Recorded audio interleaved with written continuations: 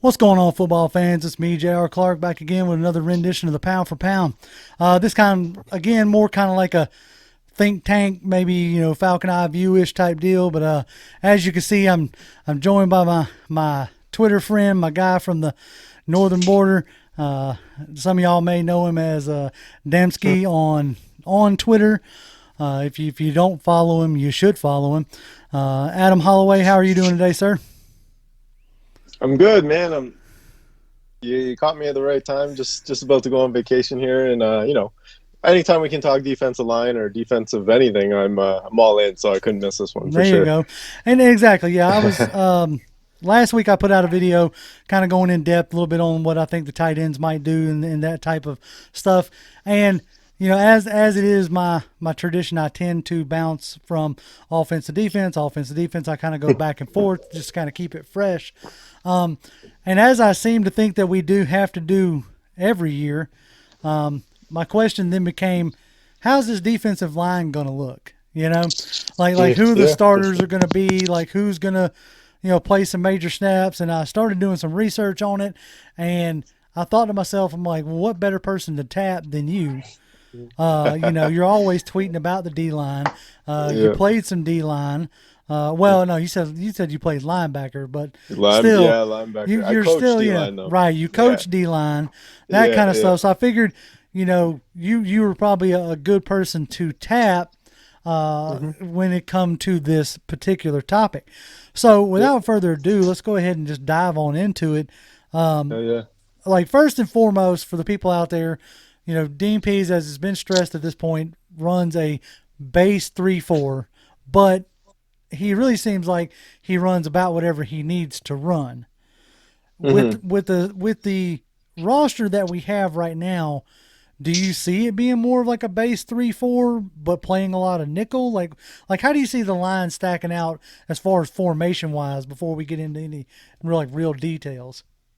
I think I think most teams they run hybrid fronts, and it's like a little bit of everything, right? Mm-hmm. But when you're saying base, to me, that's what majority of the time that you're in, Right. and majority of the time he's in nickel anyway. So we're in some sort of variation of nickel, so big nickel, big or just normal nickel, or like a 3-3-5 variant. Right. Um, right. So that's the way I interpret things. But if you're looking at um, what he likes to use to stop the run. They're like 3-4 over and under fronts. Mm-hmm. So it's when the lines typically shift to the tight end side and they slide a like a pass rushing linebacker into the line. That it basically looks like a 4-3, but it can give you different looks in terms of bringing pressures from different areas.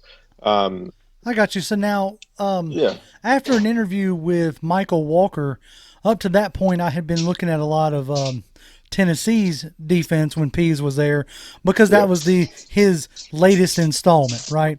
Not saying that yeah. he was going to try to duplicate, but I like to try to look at what the NFL is a what have you done for me lately, type Oh yeah, league. yeah. So I figured, I tend to start with the most recent. But Michael Walker had a interesting quote in one of his interviews over OTAs. He was talking about they were running a lot more stuff that they were sound like they were watching a lot more Baltimore film than they were Tennessee film. So that got me, going back and watching some Baltimore to see if Pease feels like this roster is closer to what he had in Baltimore versus what he had in Tennessee. But in watching hmm that, I still noticed a lot of the same stuff where you had what I'm going to call two down linemen, two defensive linemen in the middle hmm of the defense, bracketed by two edge rushers. So almost Yeah, like a 4-3. And I saw basically, that yeah. type of formation a lot, but I guess this is where you talk about the nickel part because he didn't have three linebackers. He had, hmm five defensive backs, not necessarily three linebackers. Yeah. So that was the formation that I saw a lot. So I thought to myself, okay, for our roster, who is going to excel in the, two linemen with their hand in the dirt and then two linemen mainly standing up on edge? Yeah. So Um, Go ahead. So are you asking me? Sorry. Well, okay. What I was going to do is I this was the going to question? start off with first and foremost, Grady Jarrett's going to be online. Like he's Oh our yeah, star, yeah, right? for So sure. where do Yeah. you see Grady Jarrett fitting in, and like how do you think Pease is going to use Jarrett? So the fronts that I seen, I think he's going to be more of like a what's a 4-eye, so it shades the inside tackle, the offensive tackle's inside shoulder rather than his outside shoulder. So like when you're thinking five tech is usually half the man or outside the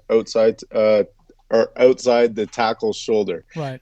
So I think he's going to be inside, where he's able to two gap and kind of create havoc that way. He's one of the most slippery like defensive tackles in all of football, right? So he's able to the ability to pick his gap and attack it the way he wants. I think is going to be pretty big for him. You also have, I remember me and you actually talked about this. Dean Pease was on 92.9, Mm-hmm. and they said, I like him at 3 tech, but I'd rather him have more one-on-one situations. Right. So I think when he's two gapping, he's able to create what situation he wants to be in, and I think that's going to be huge for him. And then he is going to typically play some 3 tech as well when they're in nickel looks, right? I mean, because you talk about like Grady Jarrett being a slippery, defensive tackle.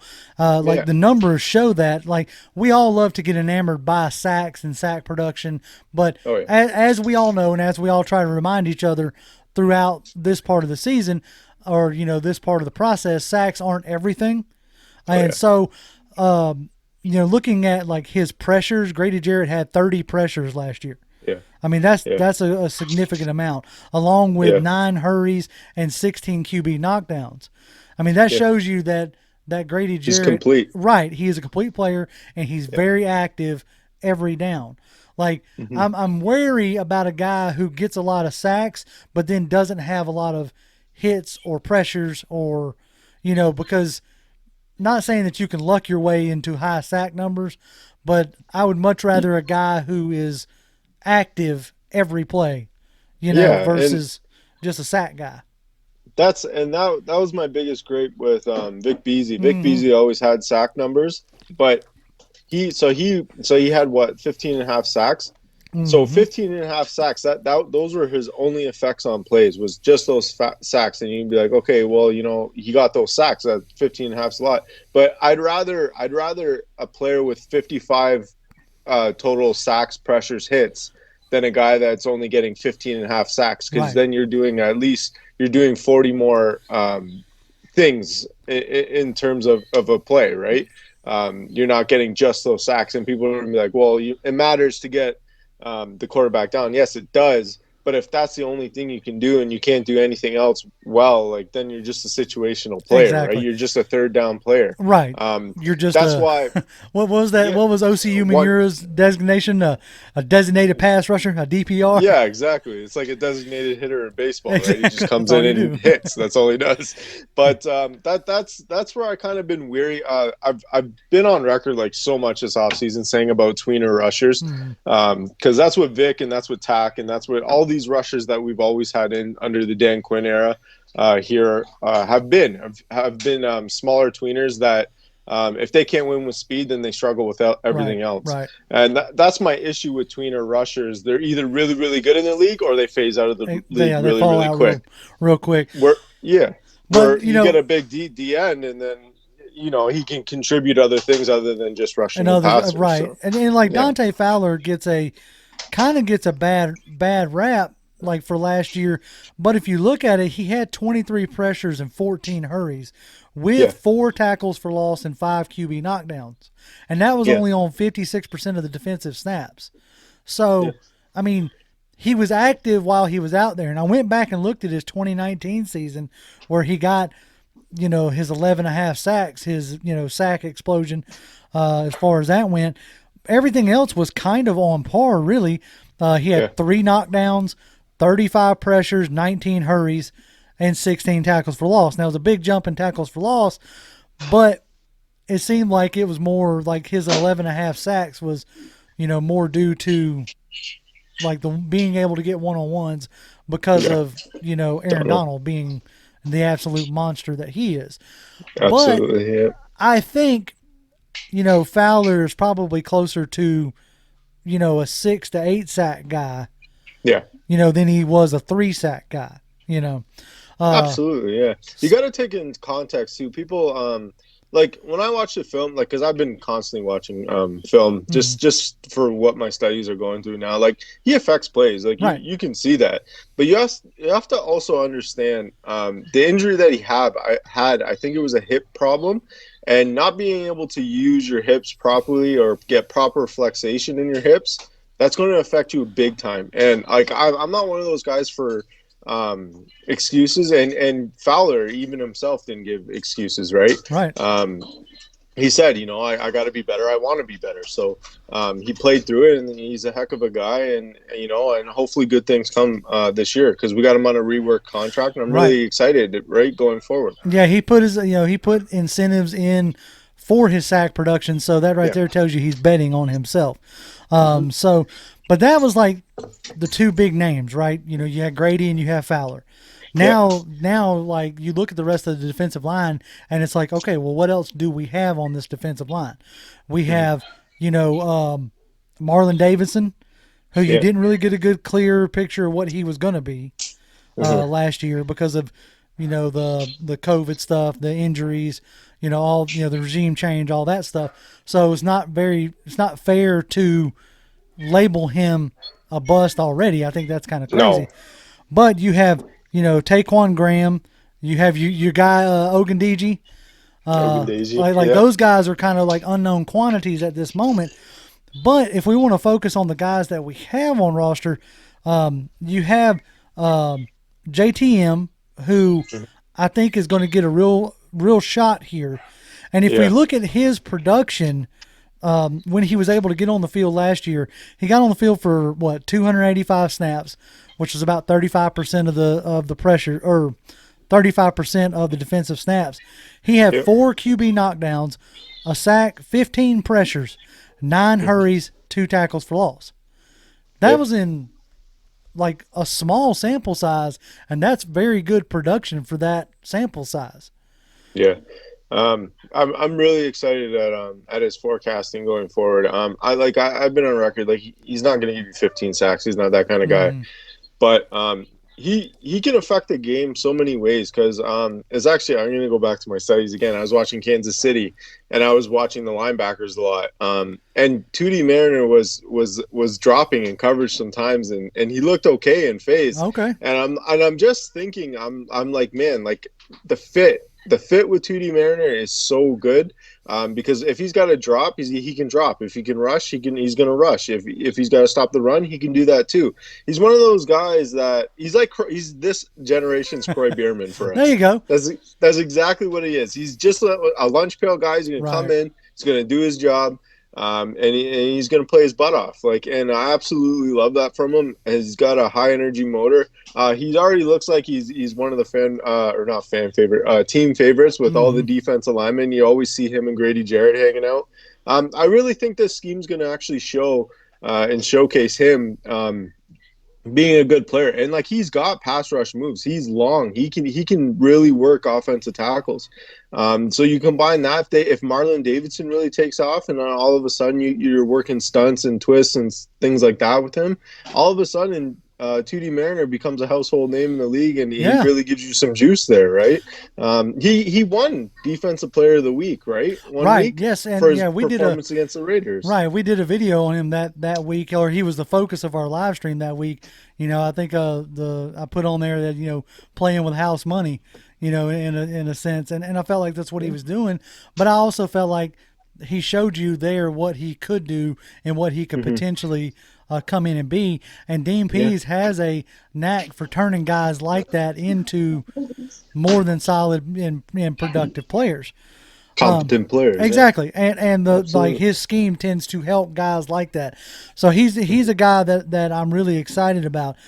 But then you also put him up against, a guy like John Kaminsky, who kind of grades out to be a similar player as far as production went. Played about the same amount of snaps, 37%, had 2 QB knockdowns, 10 pressures, and 7 hurries with 3 tackles for loss. So those guys could be potentially fighting for a similar role, or I guess you could say one would probably could end up backing up the other. Well, I think Kaminsky's going to play more inside. I think he's I going to got you. play more 5 tech. I think 2D Mariner is going to play on the edge unless he's playing in nickel, Okay. which I think he will play in nickel. But I think Kaminsky does a great job next to Grady Jarrett too in nickel packages. And if he truly, because apparently he's taken the next step and they say he looks good. I think it'll be him and Grady Jarrett potentially inside, or Marlon Davidson, right? Right. Being nickel rushers. So I think they could complement one another. I think 2D Mariner's biggest obstacle right now would be Barkevius Mingo, who Ted Monachino brought with him from the Bears, I believe. Chicago. Yeah, he last came. year. He was from the Bears last year, and So I think, Mingo does give you some special teams, which yeah, that's exactly. I'm not sure how much. I should have looked. JTM does actually. Okay, He I actually was does sitting there play thinking like special teams, JTM yeah. probably plays quite a bit. Yeah. I should have looked, That- but I didn't. I guess because in my mind, I see him more as a Pass rusher. right pass rusher, rotational, like more of a fringe starter than I do a special teamer. But Yeah.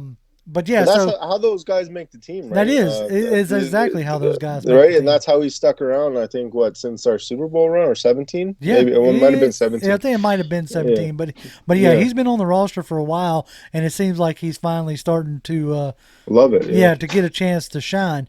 Yeah. Now, the only other guy that we haven't really talked about, and I wonder what you think his fit is, if you think he makes it or not, is a Stephen Means. Like they brought him back, which I thought was kind of an interesting move myself. I thought that he was, would probably find himself on a different team because looking at, his production, he played almost 60 snaps, which I was kind of shocked when I saw that. I was like, wow, that many? Okay. But he had, he had 3 sacks, 3 quarterback knockdowns, 14 pressures and 6 hurries. So again, another productive, role player who I think could come in. I guess the way I feel at it right now, Grady Jarrett and Dante Fowler are set like, Grady Jarrett on the inside. Dante Fowler to me is set as one of the edge guys. So now I was kind of trying to like, who's the other edge? Like, would Dante Fowler being a 255-pound, 6'3", more of a speed rusher, would you pair him with more of a JTM or a Kaminsky, who's around the 285 mark, kind of a bigger edge setter, or would you do speed ball on both sides? I think Stephen Means is going to be Fowler's primary backup. Okay, to be honest with you, unless Ogundije maybe takes that spot, I'm not really sure where Ogundije is at this point. For me, I think he brings Ogundije I think he brings more pass rush element than Stephen Means does. Right. But Stephen Means is also a really, really good locker room guy, and they need a culture builder too, right? You just want those are important right now. Yeah, and that's exactly, you're trying to maintain a culture. That's why I think Eric Harris was that kind of he seems like him and Deron Harmon kind of seem like those culture guys. Builders, and Harmon playing in a similar scheme up there with his time in New England could probably help teach as well. So absolutely, guys like that are truly important. Yeah, but I think Means is going to be his backup. But ideally, a guy like Means, you want like 5th guy in the rotation kind of thing. Like a guy like JTM, you want like 3rd in the rotation. Ogundije like 4th in the rotation. We are missing like a top edge, a true second. But who knows? Maybe that might be good for a guy like JTM or a guy like Ogundije, so they get more snaps. We see what the youth looks like, right? So I don't know. I've been on record saying, I could see us adding an edge, but at the same time, you know what? Like, let's let these kids play. Like, it seems like we're not there yet. I think we're a year away. That's my personal opinion. Yeah, no, right? I'm kind of with you with the year away. Let's see what we got, right? Let's see what we got. Let's see who can stick, who can give us what, and who fits what we're trying to do. So, I'm in favor of playing these young kids. Plus that kid that we just signed the other day. Slipped my mind again. I don't know if you remember the edge rusher. I know. Penn State. Yeah, he played with the Eagles, or at least that's the picture they used. I'm pulling up their Twitter page, and we're going to see if I can get to that picture real quick. But Sharif Miller. that's it, Miller. Sharif Miller. We signed Sharif Miller, and then we added John Atkins. Yeah, John, the Georgia boy. Yeah. But So who do you think ends up? Do you think Tyler Davison ends up sticking as nose tackle? Since we cut, unfortunately, yeah. Since we cut that other guy, Anku. Yeah. I Sangapalu maybe could. I think Sangapalu will end. I think that position is another position that's going to be. You know what I mean? They restructured Tyler Davison to stick around this year. Right. But I think that'll be an influx position if anything happens going forward. Just because, like, me and you have been pretty vocal about talking about it. Like, Pease traditionally likes a huge D-line, right. so he can That's work off different noticed. Things. So I would be surprised if Davidson's on the team next year. But I think this year. Maybe this year. Yeah, I mean, you can only have so much roster turnover in one season. Yeah. So it doesn't necessarily surprise me. All right, so as we start to wrap up this conversation, of the guys on the roster, who do you think by the end of the season, where do you think the sack pressures are coming from? Like, when I say sack pressures, like, again, as we stated before, I'm not saying like sacks aren't the end all be all, but it's the easiest thing to point at. Like, so from the defensive line, who do you think is going to be bringing the heat? I think this is going to be a big year for Grady. I think this could be a 10-sack year for Grady. And people are going to be like, "Oh, that's the easy out." But I think that'll be. I think he's going to hit career highs in sacks. I think he's going to hit career highs in pressures. I think his highest pressures was 55. I'm pretty sure. Mm-hmm. I think he's going to hit over all of those. And people are going to be like, well, who's guarding who? But it's one of those things where Pease knows how to get guys in one-on-one situations. Right. And I'm taking Grady every single time against a one-on-one. No doubt. There's very little people in the league that can guard him one-on-one. And I just think he's going to be a huge contributor this year. Edge rusher, I think JTM's gonna give us about 5 sacks. I'm gonna go on record. That's good. I think the edge rusher is going to be production by committee, kind of like how I see the running back group going to be. Like, I think by the end of the year, for an analogy, I think by the end of the year, our running back room, it wouldn't surprise me if they had like 1,700 yards. Yeah, but, for sure. But it's going to be by committee, right? So, like, and I see the same thing edge rusher wise. Like, it wouldn't surprise me if grand total there was 15 to 18 or maybe even 20 sacks amongst 3 or 4 different guys. And yeah, for sure. And I think Dante Fowler is going to lead the way. I think he heard a lot of criticism. He obviously felt it when they asked him to restructure his deal. So for sure. You don't ask somebody to do that, when they're not a restructure like that when they're producing. So, it's just I find it coming full circle now with we're okay with 10 guys getting 4 sacks each, right? Classic Mike Smith quote from back in the day, and everybody hated him. Everybody, like, I can distinctly remember Mike Nolan saying, "I'd rather have 10 guys with 2 sacks than 2 guys with 20 sacks." Yeah, that's it. It's so funny, right? Yeah, it's just how it works. But it's and it's like I know the fan base is a little worried about three down linemen. Dean Pease brings 3 down linemen. Yes, sir. Because see, the thing is, like, he brings in 3 down linemen, but he brings like somebody from the second or third level. Like, he's still rushing 4 a lot. Even if it is just 3 down linemen.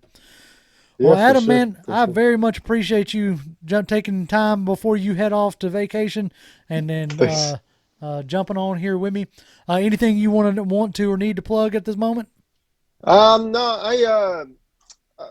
not really. I'm working on some stuff, but I'm on vacation mode now. So, well, when I get back, I'll do a huge dump, and everybody will get to see some stuff that I'm working on. Well, at least throw your Twitter handle out there for people who haven't followed you, who need to follow you. Yeah, for sure. You can follow me at Damsky32 on Twitter, There you guys. go. And again, like I said, yeah, I very much appreciate Adam. And as always, No folks, problem. y'all can follow me on Twitter. I'm at Grim1128. That's GRIMM1128.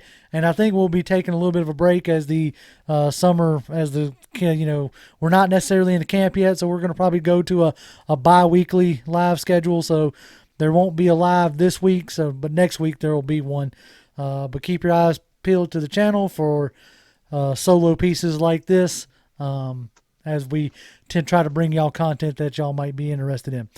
But as always, Falcons fans, rise up.